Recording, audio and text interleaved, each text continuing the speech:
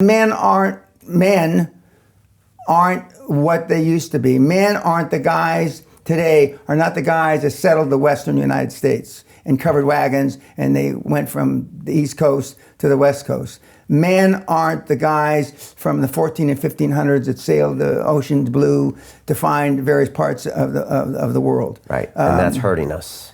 I mean, in a devastating manner. Because they're not pulling the trigger and not taking action and risks, which is how we survived. Correct. Instead, they are having self-esteem issues. Correct. Because they're being told that you shouldn't be aggressive, the patriarchy is bad, you have privilege, and you need to tone it down. Correct. Well, not just tone it down, not have it. Right. And it gets back to athletics. Our three children, which are millennials, we're right at the outer edge as our oldest son, but they were in athletic programs in schools just when the no-win, you participate ribbons. And I took them out of athletics. When they were, 12, 13, 14, 15, 16, 20-some years ago, that's when that started. And that was the beginning of the deterioration of in my judgment, manly education. Now, so you're fighting back against that. Correct. And so this is a social experiment as much as a business. You're making it sound better than it is. That's not how I thought of it. And that's not how I think about it. But anthropologists, sociologists would say exactly what you just said. In fact, some very bright guys at some of the universities that I've had the privilege of talking at to the students have said the same thing. Right. And if you look at the evolution of the Castle Seminar, which I want to get to, it now features boxing. Correct. And even some of my team here at London Real said, are you serious? And they know you. And I'm like, yeah, for the last 6 months or 9 months, everybody, they box it out in the middle of Correct. a 7-day seminar Correct. where you're wearing suits and ties, being waited on by butlers who used to work for the Queen in Buckingham Correct. Palace, finest foods. I've been there, it's all real, and then they punch each other in the face in the middle of it. Correct. Okay, so this is the first time I've ever really seen it from this lens.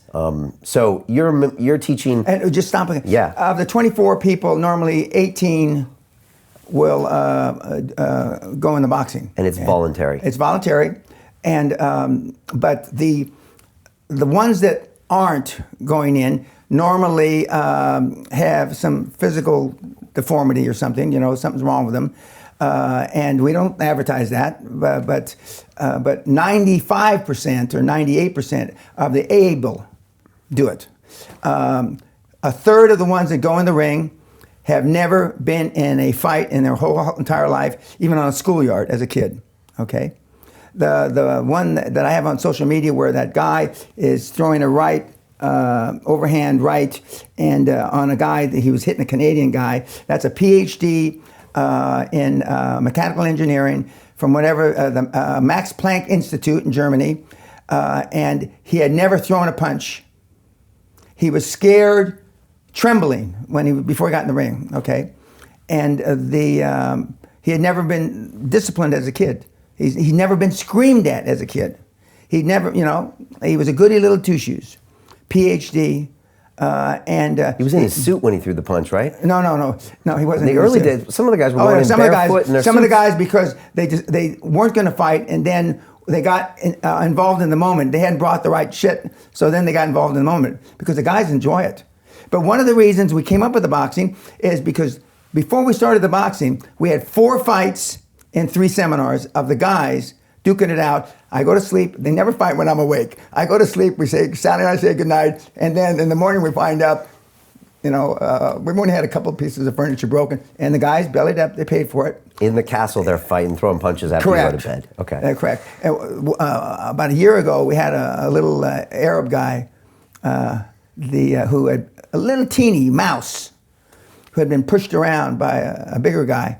And graduation night, he cold-cocked him as he was walking through the main hall. Okay, but that's all your fault, right? Because you're alpha, everybody up that week. The adrenaline is pumping. I mean, some of the guys didn't even know what an adrenaline rush was.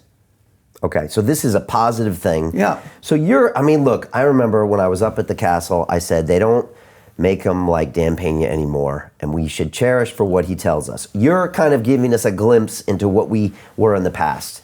And you're trying to remind us that there were good things there. Yeah. And what do you say against all the people that say, well, violence isn't the solution, and we should embrace the feminine side, and all of that stuff. Okay, I'll say if love worked, there would be no personal development. Love doesn't got the job done. Okay?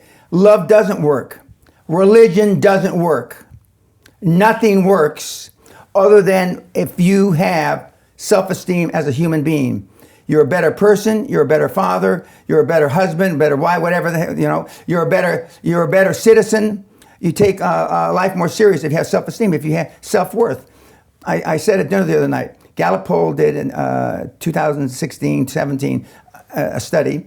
86.6% of the people on the planet, of the 7.6 or 7 billion, are unhappy. They've locked out. They're not looking for anything in life. And I say I'd like to find the 13%, because most people are living hand to mouth. Most people are living paycheck to paycheck.